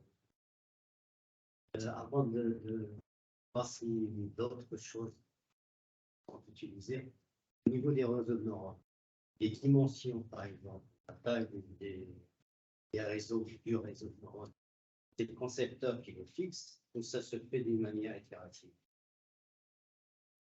Les deux, mais en général. Donc, en principe, en général, c'est le concepteur qui va décider de l'architecture qu'il met, du nombre de couches. Voilà. Et il va le faire, et ça sera quand même un peu itératif parce qu'il va essayer un truc, puis il verra que son apprentissage ne converge pas, et donc il va rajouter un peu de ci, un peu de ça. Donc, là aussi, il y a de la sensibilité. Ce qu'il met à jour, c'est itératif, et ce qu'il met à jour, quand il détecte, par exemple, et l'ajouter dans son système. Alors là, c'est sur la partie apprentissage. Donc oui, donc là, il y a deux choses, hein. Il y a modifier l'architecture et puis modifier la base de données d'apprentissage. Donc les deux, la démarche, elle va sur les deux côtés. D'une part, modifier l'architecture, c'est-à-dire rajouter par exemple des neurones ou des couches de neurones. Donc quand je vous disais que ça, et ça, il y a aujourd'hui des programmes qui font ça automatiquement, qui vont vous dites, voilà, moi je veux un réseau entièrement connecté, et trouve-moi le nombre de neurones, de couches qu'il faut. Donc là, le système, il va chercher tout seul, c'est pas très compliqué. En revanche, au début, il faut lui dire, est-ce que vous voulez faire un fully connected, du réseau convolutionnel, du LSTM, voilà. Et puis après, vous allez, en général, c'est quand même l'être humain qui va mettre au point les... Ça dépend des applications. Les applications simples, ça peut être le système qui lui-même va configurer le réseau. Pour les applications un peu plus sophistiquées, c'est l'humain qui va faire ça. Et après, il y a aussi la question de, est-ce que j'ai mis assez de données? Tiens, ça n'a pas marché sur cette image-là. Est-ce qu'il suffit que je réapprenne en intégrant cette image-là et d'autres images qui lui ressemblent? Ou est-ce que j'ai atteint les limites de ce que mon architecture pouvait faire et peut-être, du coup, cette architecture n'est pas la bonne, il faut modifier l'architecture. Vous voyez, il y a les deux choses. On peut enrichir les données et échanger l'architecture. Une fois que la phase d'apprentissage est terminée, on a retouché. Si on peut, mais a priori, l'objectif, c'est de ne pas avoir à la retoucher. Normalement, une fois que vous avez appris, que vous l'avez validé, vous mettez ça en production. Mais, en effet, ce qu'il faut aussi surveiller, c'est que ça marche. Vous voyez, s'il y a des nouveaux objets qui apparaissent dans la nature, si votre caméra elle commence à vieillir, il faut vérifier qu'elle a toujours les bonnes performances. Donc, un système d'IA mis en production, il doit être accompagné d'un système de surveillance qui vérifie que les performances restent toujours les mêmes. Et si les performances baissent, à ce moment-là, il faut prévenir le concepteur pour qu'il refasse un apprentissage sur des données plus récentes. Mais, c'est très bien que vous disiez ça, c'est important qu'il y ait un être humain qui fasse ça. Un des points qu'on nous disait, c'est la voiture, elle pourra elle-même détecter que ça ne marche pas bien, donc elle peut refaire son apprentissage toute seule. Alors d'une part, ça demande beaucoup de puissance de calcul, parce qu'entre faire tourner ce qu'on a appris et faire l'apprentissage demande beaucoup plus de calcul que simplement faire l'exécution, l'inférence, comme on dit. Donc dans votre voiture, vous n'aurez sans doute pas la puissance de calcul pour refaire l'apprentissage. Et en plus, si vous ne surveillez pas l'apprentissage, ça peut apprendre n'importe quoi. Il y a des exemples célèbres d'un chat qu'avait fait Microsoft, où on avait dit au système, tu vas apprendre au fur et à mesure que tu vas parler avec les gens, tu vas apprendre tout seul. Et au bout de quelques heures, le chat, il était raciste, xénophobe, voilà, parce que les gens, ils ont, soit parce que c'était des voyous, soit parce que c'était des farceurs, mais voilà, ils ont dit. Donc c'est pour ça que c'est quand même important de garder l'homme dans la boucle de réapprentissage. Et nous, on se voit mal avoir des voitures qui apprennent. On parlait de ça tout à l'heure, que la voiture, elle pourra apprendre avec vous la façon dont vous conduisez, pour régler automatiquement les distances de freinage, la nervosité de l'accélération. Certes, mais dans une certaine mesure, parce que si vous êtes un fou du volant, on ne va pas apprendre à la voiture à conduire comme vous. Donc il faudra trouver le bon dosage entre la voiture apprend toute seule et puis on dose certaines choses. Alors pour une voiture, c'est facile. Après, pour l'éthique du comportement, c'est beaucoup plus difficile de dire de mettre des barrières. Puisqu'en effet, la voiture n'a pas la capacité et que l'environnement évolue, ça suppose des mises à jour à distance. Absolument. Ouais. Donc ça, c'est là où Tesla est très en avance sur la plupart des autres constructeurs, c'est que ils avaient ça dès le début, en fait, c'est-à-dire le moyen de ce qu'on appelle la mise à jour à distance, comme sur nos téléphones, en gros, vos mises à jour. Un jour, il y a des applications qui sont nouvelles, et on vous les propose et vous les installez. Donc voilà, c'est le sens de l'histoire pour l'automobile, qu'on puisse en effet faire des mises à jour du logiciel, et la voiture va être de plus en plus portée par le logiciel. Et donc, il faut, jusqu'à présent, vous changiez les pneus. et ben demain, vous changerez régulièrement le logiciel. Il faut falloir que ce soit le plus transparent possible, hein, bien sûr, mais en effet, c'est le sens de l'histoire. Pour vous dire ce que fait Tesla, parce qu'ils sont quand même bien, hein, ils ont un truc qui s'appelle le mode fantôme. Donc vous conduisez votre voiture, et en parallèle, il y a leur voiture, leur autopilote qui conduit aussi. Il fait semblant. Et il dit, tiens, bah là, donc là, vous allez freiner, puis vous allez éviter à droite. Et l'autopilote dit, tiens, mais moi, là, j'aurais pas freiné, et puis j'aurais tourné à gauche. Et donc, à ce moment-là, cette différence de comportement entre ce que l'autopilote aurait fait et ce que vous avez fait, ça, c'est remonté à Tesla, qui va analyser, soit pour dire, ah, le conducteur, il est pas bon, soit pour dire, mon autopilote, il est pas bon. Et donc, je le corrige. Et après, dans la prochaine release, eh bien, je comporte. Donc là, vous voyez, c'est cette fameuse annotation de la même façon qu'avec les CAPTCHA, là, quand vous dites là, il y a un feu rouge, là, il n'y a pas un feu rouge, bah là, c'est ça qui est étendu à je regarde comment vous faites, et c'est ça qui va m'aider à progresser. Mais c'est pas fait dans la voiture, tout ça est remonté à distance pour que justement, ça soit quand même Tesla qui maîtrise le comportement que va avoir son autopilote. Écoutez, À ma connaissance, oui. Mais tous, on est en train de le mettre dans le véhicule. Parce que ce fameux tuyau. Ça ne gêne pas Elon Musk de faire ça et en même temps de trouver qu'il faudrait faire une pause dans le développement de l'intelligence artificielle. En fait, lui, il faudrait qu'on fasse une pause parce que sur ce sujet-là, il est un peu en retard. Oui, ça, j'ai compris. Et voilà. Et un des trucs, voilà. Et pourquoi Tesla peut faire ça, c'est parce que dès le début, ils ont conçu leur voiture avec ça. Alors que nous, Renault, on a d'abord fabriqué des voitures qui étaient des bonnes vieilles voitures. Et le tuyau qui renvoie toutes les données à distance, on l'a pas. Il a fallu qu'on le mette petit à petit dans notre voiture. Et puis après, on a aussi les questions de RGPD, on a les questions de droit, hein, respect de la vie privée. Est-ce que voilà. Ouais. Alors après, les gens qui achètent des Tesla, ils sont très techno-fans, donc ouais, super, je donne toutes mes données, super, comme ça ma voiture ira mieux. Voilà. D'autres seront plus hésitants à dire, moi je veux bien que Elon Musk, à chaque instant où je suis, ce que je fais. C'est pour ça qu'il y a plus ou moins un accord avec Google chez Renault. Oui, voilà. Donc, c'est de remonter là. Oui, en partie, oui. C'est assez spectaculaire quand vous suivez, quand vous avez accès aux données GPS d'une voiture, vous lisez dans la vie des gens, mais d'une façon très spectaculaire, quoi. Il semblerait qu'on arrive à voir si un gars il a une maîtresse, quel sport il fait. Enfin, c'est vraiment avec la donnée, on voit des choses vraiment très vite. Et donc voilà, c'est pour ça que je comprends que certains hésitent à la fois sur le principe et ou parce qu'on a des trucs à cacher, mais c'est on est complètement transparent à travers de nos données.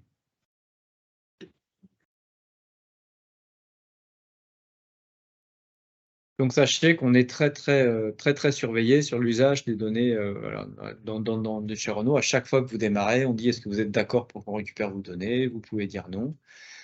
Et ce qu'il faut qu'on mette en place, c'est que les gens qui nous donnent leurs données, ils aient accès à un peu plus de services que les gens qui ne donnent pas leurs données. Aujourd'hui, que vous disiez oui ou que vous disiez non, vous avez exactement le même service. Donc pourquoi vous diriez oui? Cette sécurité par l'Europe, parce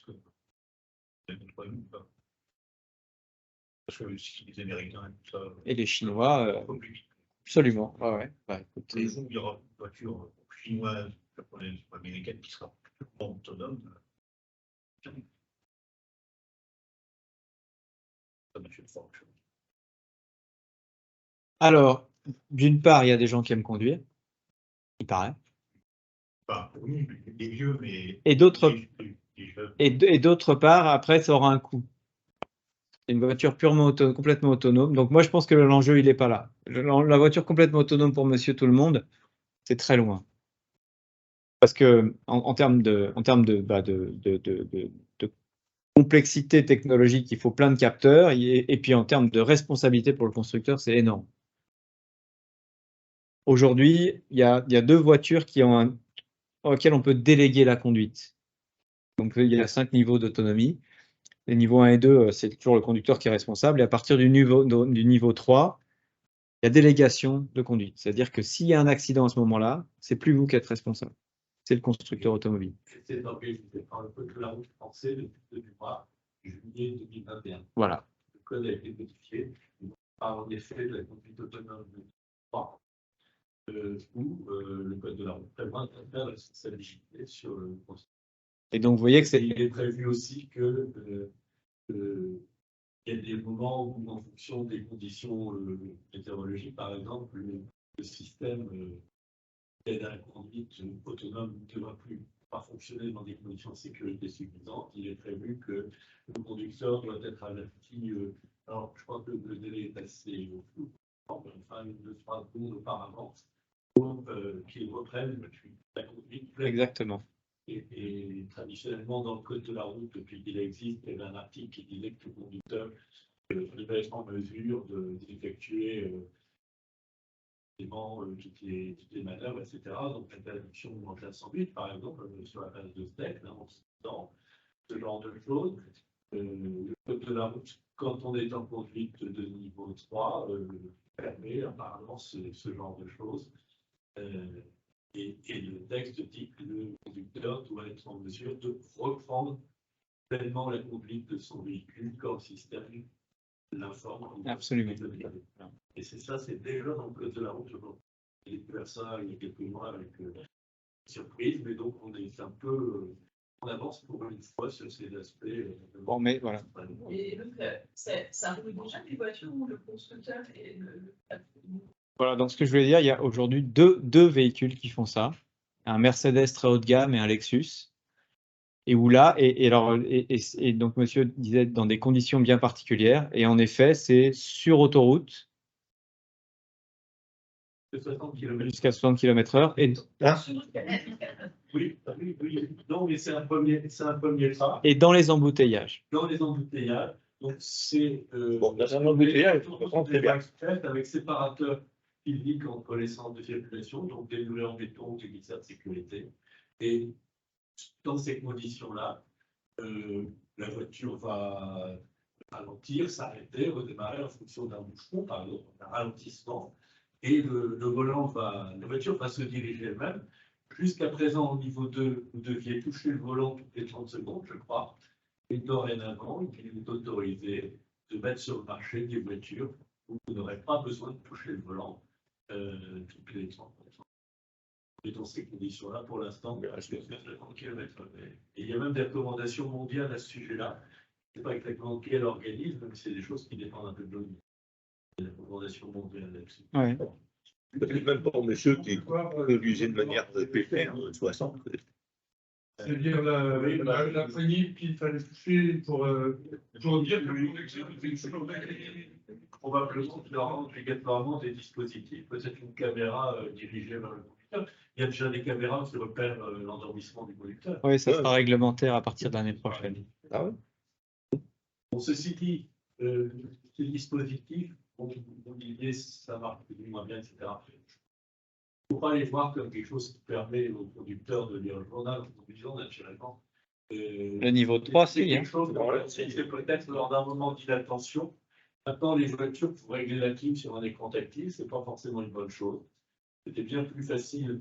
On quittait moins la route des yeux quand il fallait tourner un bouton. Hein, bon. Donc peut-être que justement ces dispositifs éviteront des pertes d'attention et des écarts, etc. Même si Pierre Palma n'aurait pas tué 12-3 personnes, s'il y avait eu ce genre de dispositif, il faut les voir comme des sécurités supplémentaires et non pas du tout des choses qui déresponsabilisent le conducteur. Alors, le niveau 3, c'est fait pour déresponsabiliser le conducteur. Une question philosophique derrière. Mais voilà, alors, par exemple, pour vous reparler de la différence, de la distinction entre le niveau 2 et le niveau 3, aujourd'hui, vous avez un système d'assistance au freinage d'urgence, c'est-à-dire que s'il y a un piéton qui surgit, la voiture va freiner très fort, et beaucoup plus fort que vous-même, vous pouvez freiner, et dans des délais incroyablement courts. Donc ça, c'est super, et ça marche assez bien. La seule chose que nous redoutons, constructeurs, avec ça, c'est le faux positif, c'est-à-dire que la voiture se mène à freiner alors qu'il n'y a pas de raison de freiner. Donc, on va régler nos seuils de telle façon qu'on s'autorise à avoir du faux négatif, c'est-à-dire que la voiture va avoir le droit de ne pas voir un enfant qui traverse. mais ne va pas avoir le droit de freiner pour rien. Vous voyez la différence? Comme moi, constructeur automobile, je ne suis pas responsable du freinage. C'est le conducteur qui est responsable. Si je peux l'aider, je l'aide, mais si je ne peux pas l'aider, je ne l'aide pas. Et donc, vous voyez que dans nos réglages de seuil, on va s'autoriser à rater un enfant qui traverse, parce que ce n'est pas de notre faute si le gars il écrase un enfant. En revanche, s'il pile alors qu'il n'y a rien et que quelqu'un derrière va lui rentrer dedans et entraîner des suraccidents, là, ça sera de notre faute. Donc, vous voyez, on va... voilà. Et le jour où il faudra faire de la délégation complète, à ce moment-là, on n'aura droit ni aux faux positifs, ni aux faux négatifs. Et ça, c'est super compliqué. Dans la voiture, il y a des on peut régler le seuil de sensibilité à trois conditions. Et il y a le problème des infrastructures routières. Il y a des chicanes en bas à droite, par centre, par à gauche, par la centrale. Si vous avez des voitures en stationnement au moment où vous partez en oblique à droite, dans un emplacement pourtant prévu pour le stationnement, le système peut interpréter ça comme un obstacle sur les trajectoires parce qu'il ne comprend pas forcément que vous alliez devoir redresser vers la gauche. Et ça freine, mais ça ne freine pas brusquement. Il y a une voiture rouge qui s'affiche sur votre tableau de bord. Ça prévient qu'il y a quelque chose d'anomalie, ça commence à ralentir et à freiner. À ce moment-là, si vous reprenez une action sur l'accélérateur, le faux positif disparaît. Et ça existe déjà. Et il faut, c'est un problème, dans l'apprentissage pour le permis de conduire, je ne pense pas qu'on va intégrer ça, il faudrait.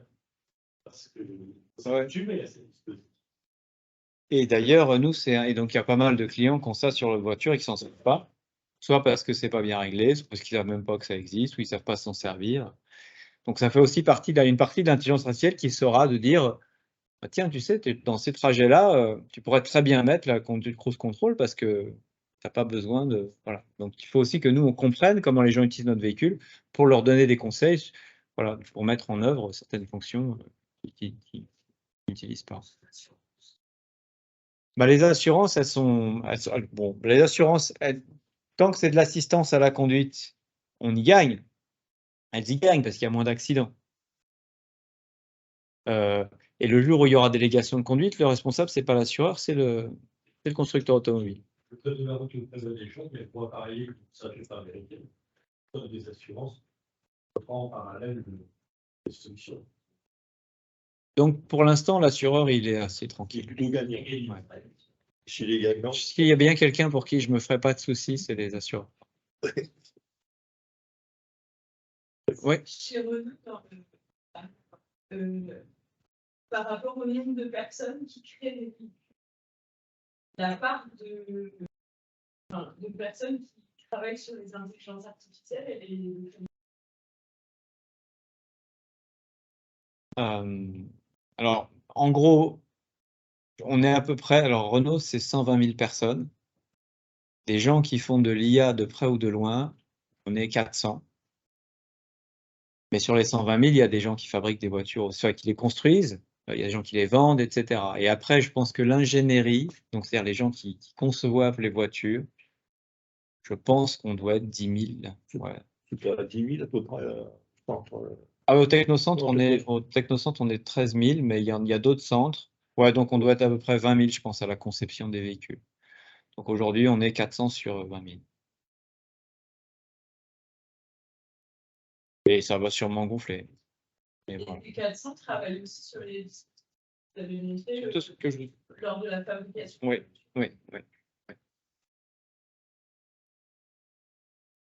C'est juste la puissance de calcul.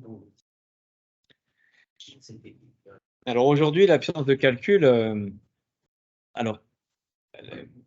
on n'en a jamais assez, en fait. Mais voilà, c'est un des points qui fait que voilà, les grosses Mercedes qui ont cette fonction de niveau 3, là, elles se payent des gros calculateurs. Les gros calculateurs, je ne dirais pas qu'ils coûtent le prix d'une Renault, mais presque. Donc, nous, c'est aussi un des trucs qui nous ralentit. Qui dit, nous, on veut continuer à faire des voitures qui sont abordables, faire des voitures à vivre. Et donc, on ne peut pas dire on va vendre que des voitures à 200 000 € parce que comme ça, elles auront toute l'intelligence embarquée. Ce n'est pas notre positionnement. Donc, il faut faire soit il faut être intelligent, on fait de au mieux, quoi, pour apporter des services qui nécessitent. Et donc, on se retrouve avec les problèmes qu'on avait dans les années 80, qui est d'aller chercher à consommer le moins possible de mémoire, le moins possible de CPU. Et c'est tout un pan de l'intelligence artificielle qui s'appelle l'intelligence artificielle frugale, à la fois pour faire son apprentissage avec le moins de données possible, et aussi pour tourner en consommant le moins d'énergie possible. Et donc ça, et c'est sûr qu'aujourd'hui, si vous pouvez mettre autant d'argent que vous voulez dans votre calculateur, vous n'êtes pas limité par ça, et vous pouvez commencer à offrir des services terribles. Et nous, voilà, le choix qu'on a fait, c'est d'avoir... Et aujourd'hui, l'intelligence, voilà, on est en train de refaire complètement nos véhicules avec une architecture qui sera plus proche de celle des constructeurs modernes, avec un gros ordinateur. Aujourd'hui, on a plein de petits calculateurs qui parlent entre eux, et la plus grosse puissance de calcul, c'est en gros dans l'écran sur lequel vous avez l'infotainment, quoi. C'est là qu'il y a le plus de puissance de calcul. Donc, voilà, ce qu'on va faire, c'est qu'on est en train de redéfinir complètement notre architecture matérielle informatique pour qu'on ait de la puissance de calcul dédiée à ces fonctions-là.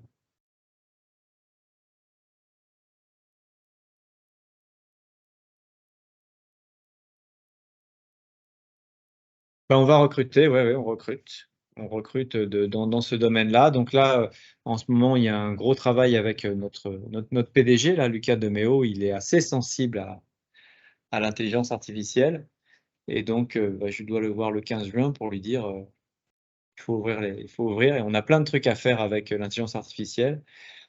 Aujourd'hui, moi, quand je lui ai dit il y a 400 personnes qui font de l'intelligence artificielle, il est content. Parce qu'il y a super, on va faire plein de trucs nouveaux. Je dis ouais, mais si tu fais des trucs nouveaux, tout ce qu'on fait actuellement là, dans les usines, on ne fera plus. Donc il va falloir qu'on soit plus nombreux.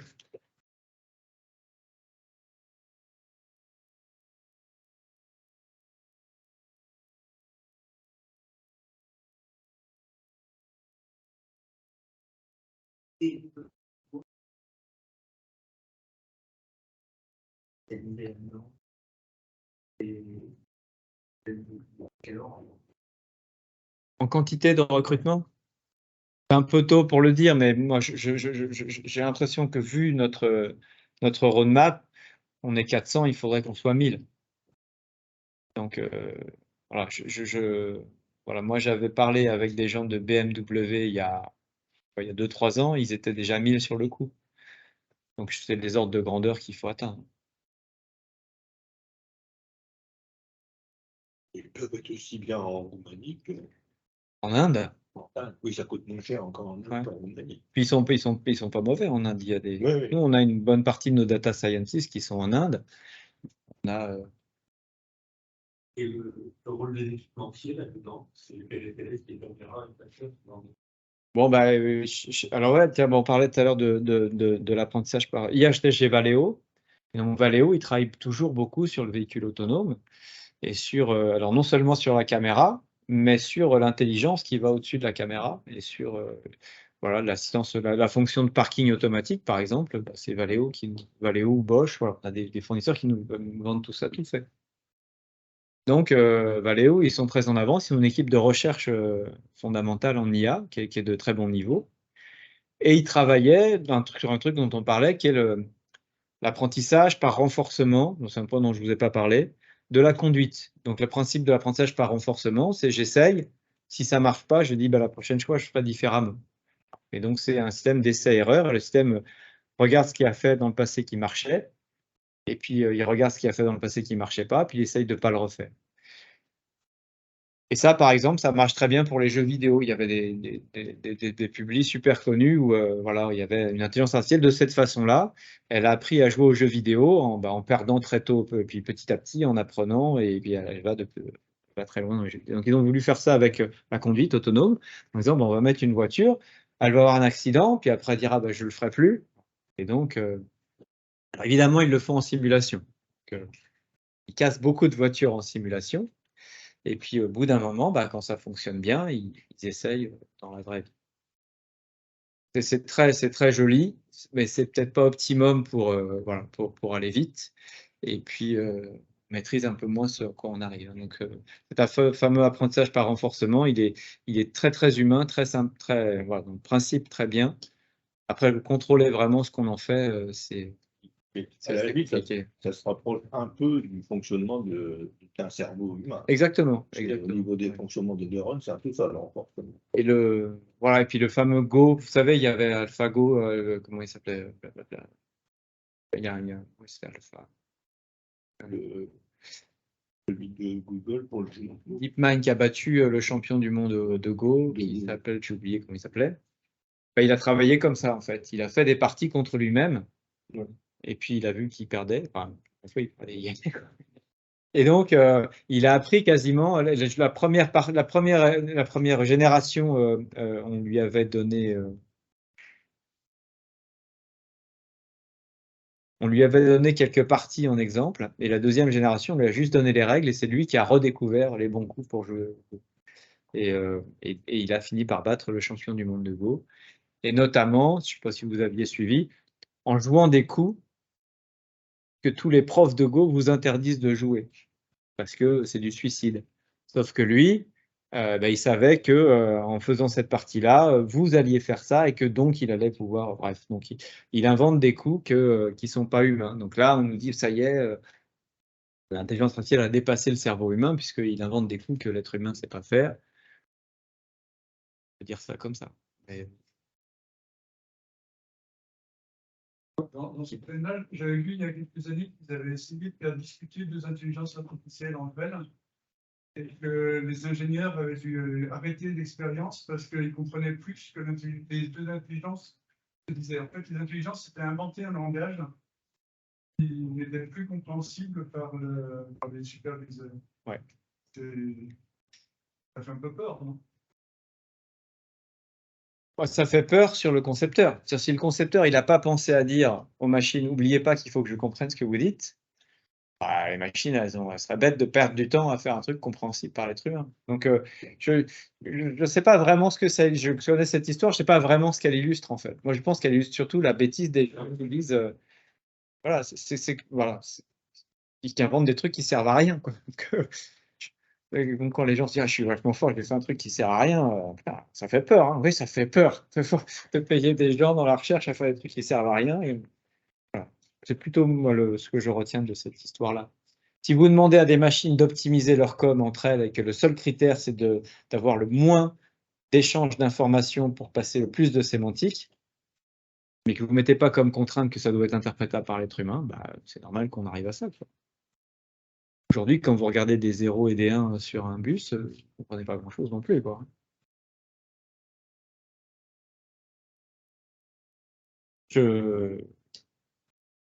Mais c'est une très bonne remarque. C'est le genre de choses qui peut faire peur, mais quand on prend un petit peu de recul, voilà, on se dit, et en même voilà, et à quoi ça sert? Je disais au début qu'une intelligence artificielle ne va pas prendre son autonomie. Certains me disent, mais si on faisait ci, si on faisait ça, si on lui donnait un but dans la vie, elle pourrait très bien dire. Vous avez vu le film Her? Aucun d'entre vous n'a vu Her. Vous êtes trop jeune, sans doute, à force. Her, c'est un super film, mais vraiment incroyable. C'est c'est l'histoire d'un type qui prend une intelligence artificielle pour être son compagnon. Et l'intelligence artificielle a la voix de Scarlett Johansson, et donc elle parle, génération de synthèse, une synthèse vocale, et puis elle retient tout ce qu'il dit, elle est très attentive à tous ses sentiments, et donc il se crée un vrai lien entre la machine et lui, parce qu'elle est très empathique, elle connaît tous les trucs psychologiques, et donc ouais, et le gars, en gros, il tombe amoureux de la voix de Scarlett Johansson et de son intelligence artificielle, qui fait toujours attention à lui, qui est toujours disponible. Je vais vous spoiler, hein, puisque vous ne l'avez pas vu maintenant. Si vous voulez le voir plus tard, bouchez-vous les oreilles. Mais indépendamment de la fin, c'est un très beau film. Et le gars, donc, il commence à perdre le contact avec ses amis et tout ça. Bref, quand il sort. Donc il sort avec un couple d'amis. Lui, il a son IA sur son téléphone qui participe à la conversation. Et un jour, il a un doute. Il dit à son IA, mais tu es le seul avec qui tu as cette relation-là?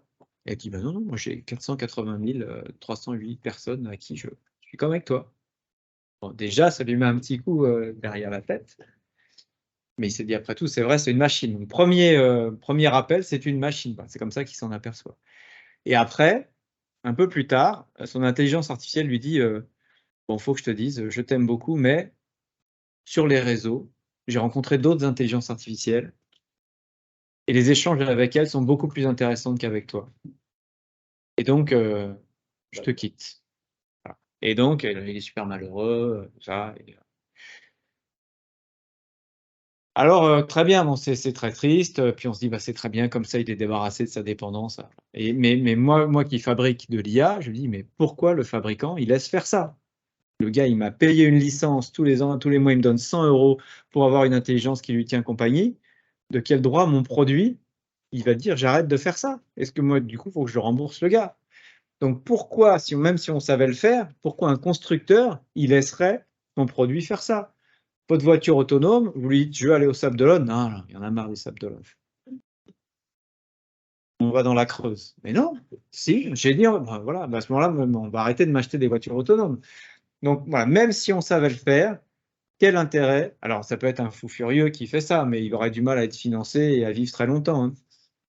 Donc d'une part, on ne sait pas le faire, et d'autre part, si on savait le faire, ça n'aurait aucun intérêt. Donc voilà, c'est ce film. Alors bon, donc moi, pour pas jeter ce film à la poubelle, parce que comme sa conclusion, en plus, moi, au moment où je regardais ce film, on travaillait sur des robots de compagnie, et donc exactement ce que faisait cette intelligence artificielle, c'est ce qu'on voulait faire avec nos robots.